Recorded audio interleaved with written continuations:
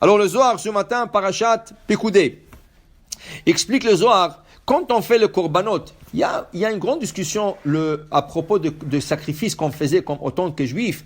Est-ce que c'est pas aussi, ça a l'air pas aussi un peu comme un culte païen? Comme si tu fais des choses d'Avodah Zara. Qui c'est qui faisait des sacrifices? C'est des goïms, pas les juifs. Alors le Maïmonide, il nous explique dans le guide des égarés, il a dit oui, mais comme ils ont pris le pli d'Avodah Zara en Égypte, parce qu'ils étaient idolâtres en Égypte, Chas v'Shalom. Ils sont arrivés au 49e port d'impureté en Égypte.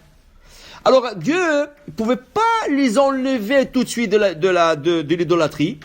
Alors comme ils avaient d'habitude de faire des sacrifices aux idoles, qu'est-ce qu'il a fait Hachem?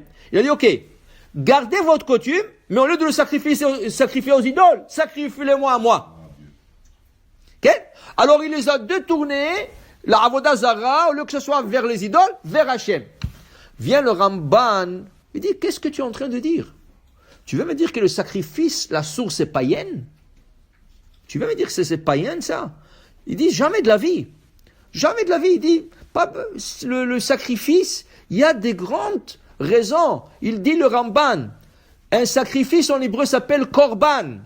Korban, ça vient du mot karov. Quand tu fais un péché, tu t'éloignes d'Hachem. Quand tu amènes le sacrifice, tu deviens proche d'Hachem. Okay? Il dit, c'est pas du tout une source païenne. Il n'est pas d'accord du tout. D'ailleurs, nous trouvons de Shulchan Aruch à propos de kaparot que nous faisons le jour de Kippour. Le Shulchan Aruch a écrit que le kaparot, c'est païen. Il a écrit Maaseh Goïm. Il était contre le Shulchan Aruch. Rabbi Yosef Karo était contre les kaparot. Jusqu'à qu'il est venu son beau-fils, il a dit non. Le Harizal, il dit non. Le kaparot, c'est selon la Kabbale, il y a une raison d'être pour ce rituel, le kaparot. Mais pour te dire, il y avait beaucoup de questions sur le sacrifice. Rabbi Shimon Bar Yochai ce matin, il dit, tu sais pourquoi on fait des sacrifices?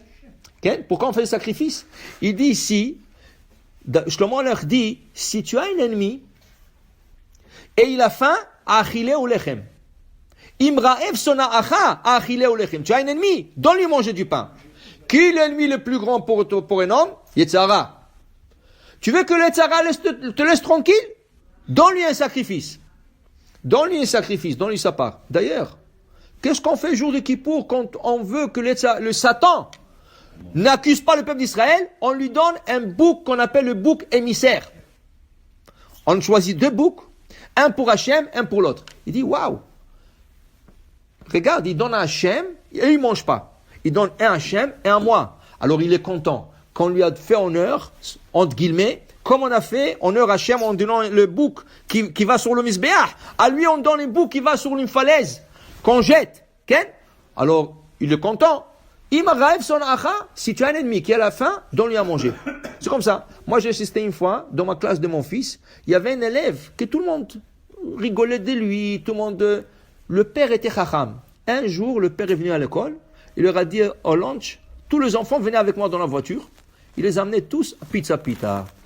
Il leur a acheté le pizza, Depuis, ils sont venus les plus grands amis avec son fils. Il leur a donné à manger.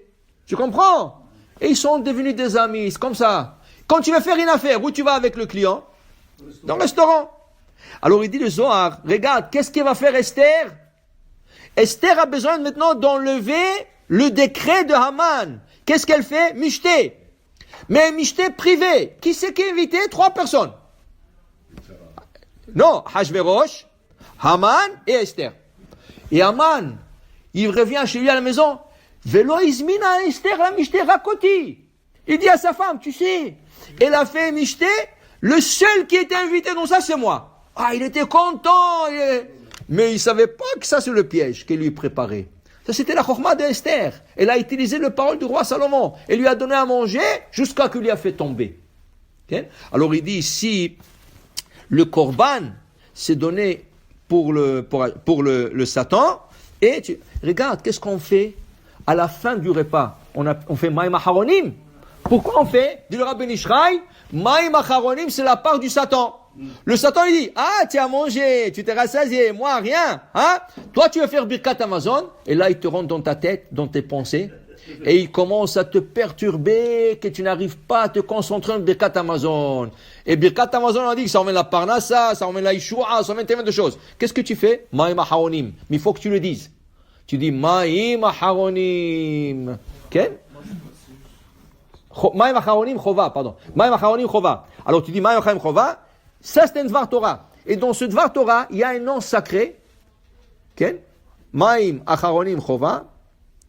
C'est un nom sacré, et ce nom sacré, c'est comme un Dvar Torah, dit le Rabbi Ishraï. Et il l'emmène au nom de son père, Rabbi Moshe Haïm. Il dit que quand quelqu'un, il ne peut pas dire un Dvar Torah, il est pressé ou quoi que ce soit, en disant Maïm Aharonim Chova, il a fait un Dvar Torah à table.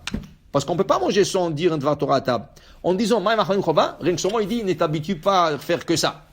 Okay? Mais pour te dire, voilà un autre exemple où tu donnes une part au Satan. C'est pas païen.